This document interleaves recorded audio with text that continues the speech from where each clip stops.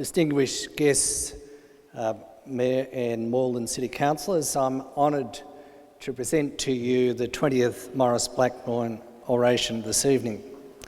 And I too would like to begin by acknowledging the traditional owners of the land on which we're meeting and pay my respects to their elders past and present.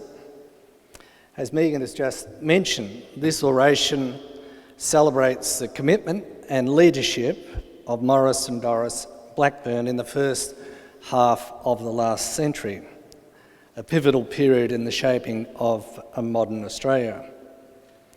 And over the past few weeks, I guess many of us have been reflecting on the achievements of another visionary Australian, Gough Whitlam, who among his many achievements recognised that matters of housing and urban planning merited attention of the highest levels of government.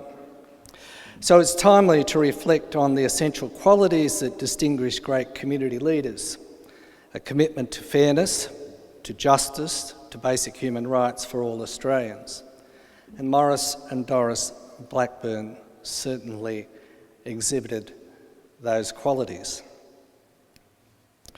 Tonight's oration, I'm told, is the first to focus on the vital role of housing in our nation. But before I go into detail on that, I want to talk to you a little bit about some of the people I've encountered in my working life who helped shape my worldview, and I hope you'll find them as enlightening as I did. Long before I put on my suit and tie, for many years I worked as a social worker amongst the homeless citizens of Melbourne. And during that time, I estimate that I would have conducted over 5,000 structured social work interviews with them. And out of that, one of the most important and lasting insights that I've gained and retained to this day was that all people, whoever they are, and even as they trudge the desolate streets of their despair, all people aspire to a mainstream life, no matter how modest that may be, to have a job when they have the capacity to work, and to have some sense of family, to belong. And a key part of that belonging is the desire for a secure home.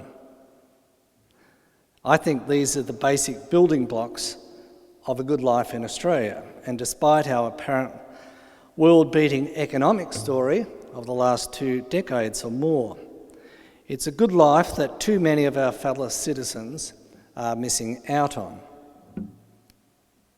Housing has always been a focus of the Brotherhood of St. Laurence, since when it was formed back in the depths of the Great Depression in the 1930s by the Anglican priest Father Gerard Tucker. And over its 84 years, the Brotherhood has found itself involved in several housing campaigns and has played a substantial role in the development of community-based housing assistance for families and individuals in housing crisis, including the creation of Hanover Welfare Services in 1964, and a little more recently in 1988 of Winteringham Hostels that accommodates elderly homeless people, both organisations which have become leading providers of supported accommodation in Victoria. And the Brotherhood's work continues to this day in this area, in our residential accommodation for elderly homeless, and more recently in a collaboration with the Victorian Government and Hanover Welfare Services for the implementation of what are known as Education First Youth Foyers across Victoria.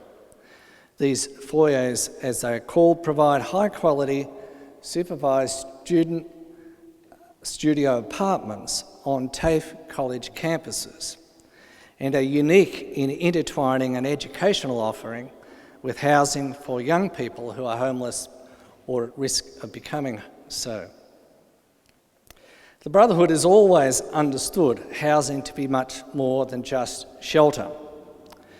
Fundamentally, housing should be a home base from which we engage in community life.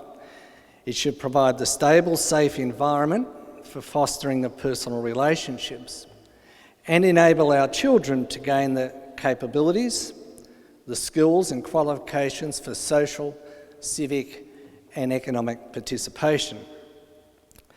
And the adequacy of housing in terms of its size, quality and cost, and its proximity to transport and jobs and services is critical to fulfilling its role as a home base for engaging in community life.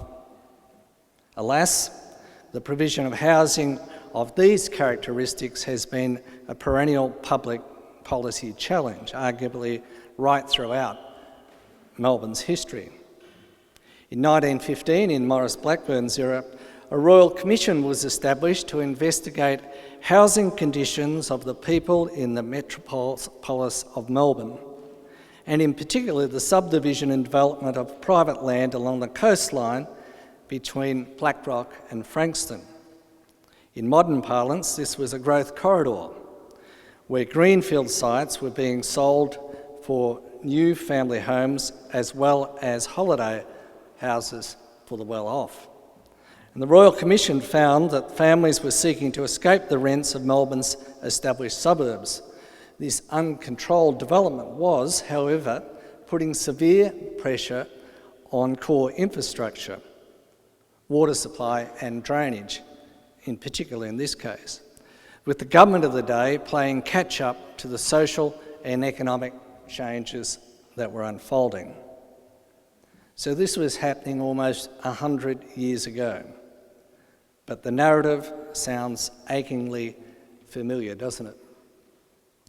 So let me turn to more contemporary times and the state of play with housing policy in Australia.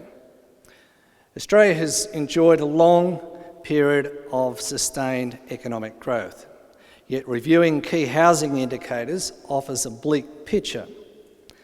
Current housing, tax and planning policies are failing to ensure the housing needs of all Australians are being well met.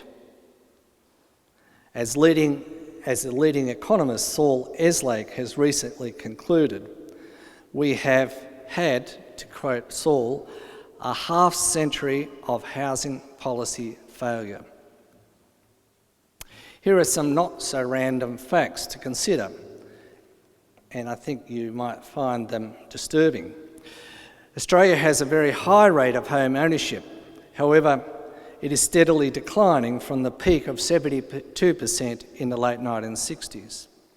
The rate of home purchase by 25 to 44-year-olds nationally has declined by 15% in the last 2 decades.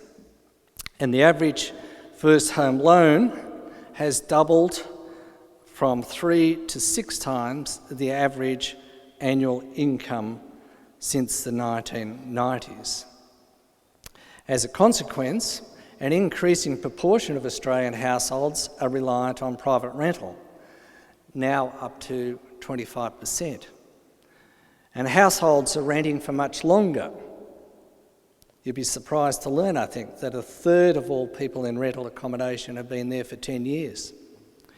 Yet the costs of renting have increased over the past decade at a far greater rate than average earnings.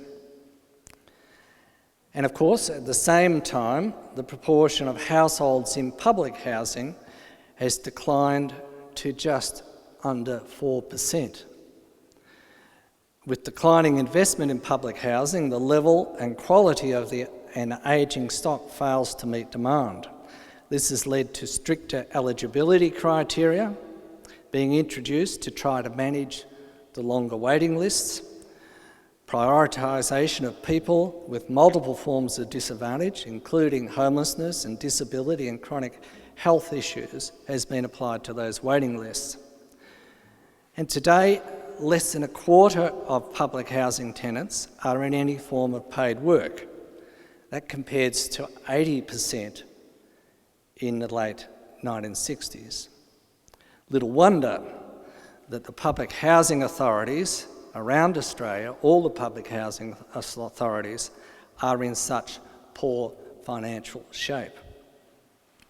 And more broadly, the National Housing Supply Council concluded in 2012, that was before it was abandoned by the Abbott government in 2013, it concluded there was a substantial shortage of over 220,000 dwellings nationally and predicted increased shortages over coming decades in the absence of policies that would stimulate supply. Now, putting the affordability lens more locally in the city of Moreland, analysis by the Tenants' Union of Victoria has shown that Brunswick is now one of the least affordable suburbs for households on low incomes. Both singles and families on income support or minimum wages face high levels of housing stress if they're paying the median rent for a flat or a house in Brunswick. A raft of other indicators point to increasing housing stress. Nationally, the percentage of low-income households in rental stress has increased from 35% in 2007 to 41% in 2012. In Victoria, applications to VCAT seeking possession of rented properties by landlords has increased by an average of 16% per annum over the past 3 years. 16% per annum over the last 3 years. And many of you will be aware that at the last census, 105,000 Australians were categorised to be in some form of homelessness on census night. And the really important figure that came out of that was that 39% of those were in severely overcrowded conditions. And nationally, specialist organisations that are providing services to the homeless help about 240,000 people annually.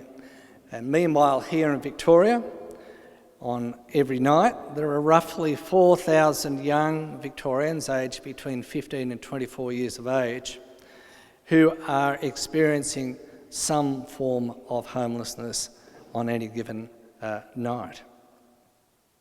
So you get the picture. While the majority of Australians are still able to obtain and sustain housing as renters or purchasers, far too many households are unable to do so. Our collective inability to provide all Australians with affordable, well-located and good quality housing has continued despite significant policy initiatives and reforms attempted over the last 5 years.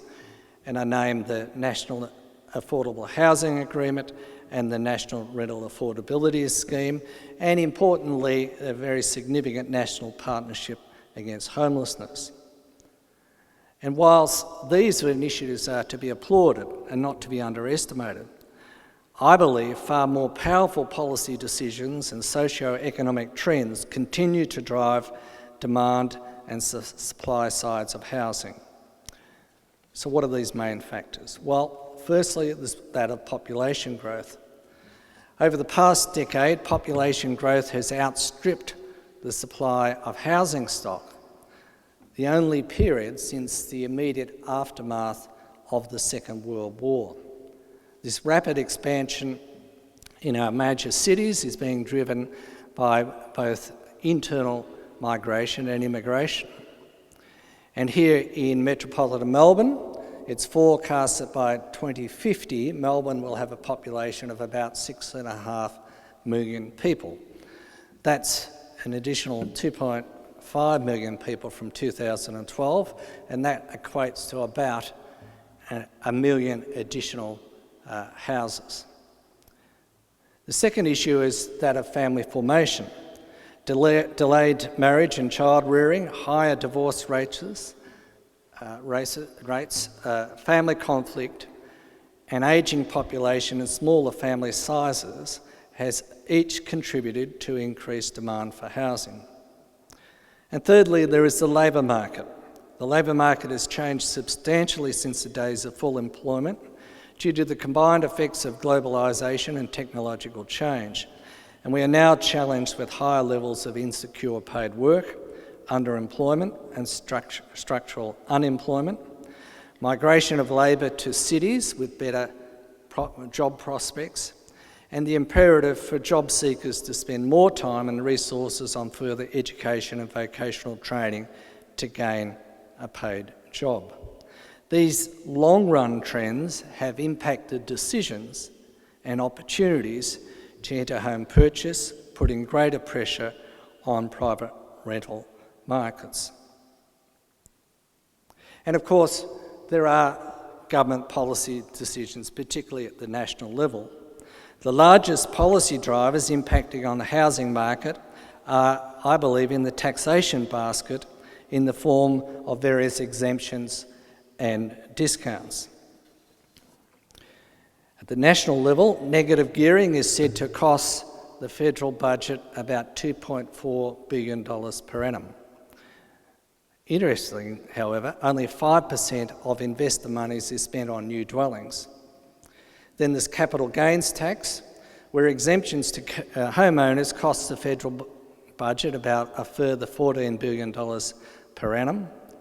The non-taxation of imputed rents, a further $9 billion per annum, and the exemption of the family home from assets test for the age pension, about $7 billion per annum. Now, not before time, the efficacy of some of these policies is now being seriously challenged for inflating house prices at a major cost to the public purse. Eslake, again, has concluded that these policies amount to, and I quote, a pretty large subsidy from people who are working and saving to people who are borrowing and speculating. And the practice of giving first home buyers cash grants, I believe, has now been discredited as having no impact on home ownership rates and merely giving advantage to sellers. Thankfully, it appears to be falling out of favour. And meanwhile, of course, there is a steady decline in the direct investment in social housing over a long period, down to now about $5 billion per annum is spent nationally. Now, Commonwealth governments have responded to increasing levels of housing stress with higher expenditures on Commonwealth rent assistance as the main form of helping people in private rent. Of course, there's other expenditures on homeless services and small-scale targeted home purchase assistance, for example, some examples of home equity loan schemes. And keep in mind that with private tenancy legislation in Australia that by and large favours landlords, low-income renting households face frequent moves, poor quality dwellings and inadequate maintenance, together with an increased use of expensive private rooming houses and even caravan parks. So, all of this means, I believe, that the time has come for a mature national debate about the big ticket items that are skewing the housing market for the worse. We need a fairer taxation system to provide additional revenues to be spent on measures to stimulate the supply of affordable rental housing for those households on lower incomes. Capital gains tax exemptions and negative gearing should be at the top of the reform lists to be wound back gradually over time. And of course, there are also the policies at the state and local government level. And I want to turn to urban planning and the issues of locational disadvantage. Now, locational disadvantage is nothing new in metropolitan Melbourne. Many suburbs over the years have experienced ups and downs as the economy evolves and industries come and go. But with our city forecast to grow by about 1 million people over the next 15 years, more locations are now at risk of not ever being positioned to enjoy our city's much prized livability. Increasingly, the risk of poverty and disadvantage will be found in the outer suburbs of our city. In the growth suburbs in the south east and the northwest, places such as Cranbourne, Whittlesea, Melton and Werribee. Of course, this is where people are going because housing is much cheaper there. But these suburbs are located a long way from where jobs are being created, from where there is a density of jobs. Predominantly, jobs are still located in the inner and middle ring suburbs of our city. Too often these suburbs on the outskirts have little or no public transport and minimal health and welfare infrastructure, with schools, kindergartens and childcare services struggling to keep up with the pace of demand. And the signs of emerging social stress are already apparent, with high levels of youth unemployment, high levels of domestic violence, the highest levels of child protection reports, and some sadly low levels of educational attainment. So it's not by chance that we find levels of youth unemployment on the north and west of Melbourne of 16, 17 and 18%. And the fastest rates in the growth of youth unemployment is actually in the southeastern suburbs of Melbourne. Now, this policy challenge lies not just with those responsible for housing policy and making decisions on housing policy. Rather, it must be a core priority for urban planners, for those responsible for transport infrastructure, and those responsible for employment portfolios. They should be working together to plan our metropolis, working together to one strategy. The policy solutions must go beyond the supply of additional cheaper housing in the outer growth corridors. If our children are to prosper, if our young people, if our young adults and parents are to sustain paid employment, if our older folk are to avoid social isolation, we must proactively plan our city to reflect the realities of the social and economic changes that we see being driven by the global economy. Here, the overarching challenge has to be to integrate economic and social policies. This inevitably means achieving greater density of housing in the inner and middle ring suburbs. The suburbs where there will be a density of jobs and service infrastructure. Without a carefully considered drive for greater density, I believe our society and our economy will become more and more dysfunctional. Other cities around the world have been able to achieve greater levels of density whilst enhancing urban amenity. It ought not be on our wit to do the same.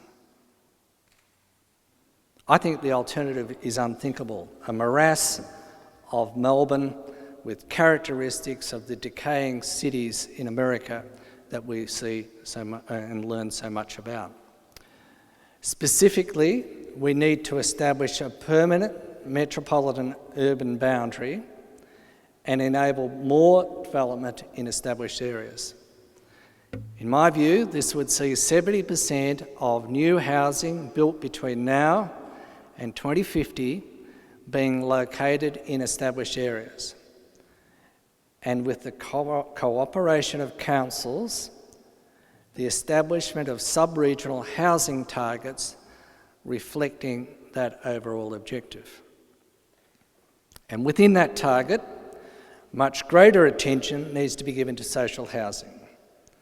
There are opportunities through urban planning processes to encourage the provision of social housing within developments. This may take the form of compensation in the shape of density bonuses or zoning variances that are consistent with state and local planning objectives. or in cases where rezoning is required to achieve urban renewal, for instance, a proportion of the increased land value could be captured to directly contribute to the costs of providing social housing in those developments. And the state government could begin and take the lead simply by insisting on achieving at least some social housing outcomes when disposing of land it no longer requires in these inner and middle ring suburbs. Of course, none of this will be achieved unless we all come to the realisation that the way in which we are shaping our cities are shaping life chances. We must, as citizens, recognise the new urban, demographic and economic realities we are facing and not sit passively on the sidelines in this critical discussion. I guess, like many parents here tonight, I do wonder whether my children will ever be able to get a toehold in the housing market. 30 years ago, when I was a young social worker with my school teacher wife, we bought our first house within 10 kilometres of the Melbourne CBD, of the GPO. Mortgage interest rates at the time were high, higher than they are today, of course, and our incomes were relatively modest. But we could afford to purchase a $73,000 home, a home with 3 bedrooms, a detached house in the inner west of Melbourne. We still live in that house today. But I worry about the housing prospects of the children we raised there. They're now young adults. And then they're making their own way with the advantages of higher education. But what are their generation's chances of buying into the home ownership aspiration that sustained my boomer generation? And ladies and gentlemen, the tragedy of our increasingly sprawling city is that the situation is far, far worse on every count for those on low incomes. So, ladies and gentlemen, I see this whole issue of housing as a deeply mainstream public policy challenge, only increasing in potency as our population grows. For our society's sake, for our economy's sake, it's a challenge we, as individuals, as communities, as councils, as governments, simply can't afford to neglect anymore. Thank you for listening.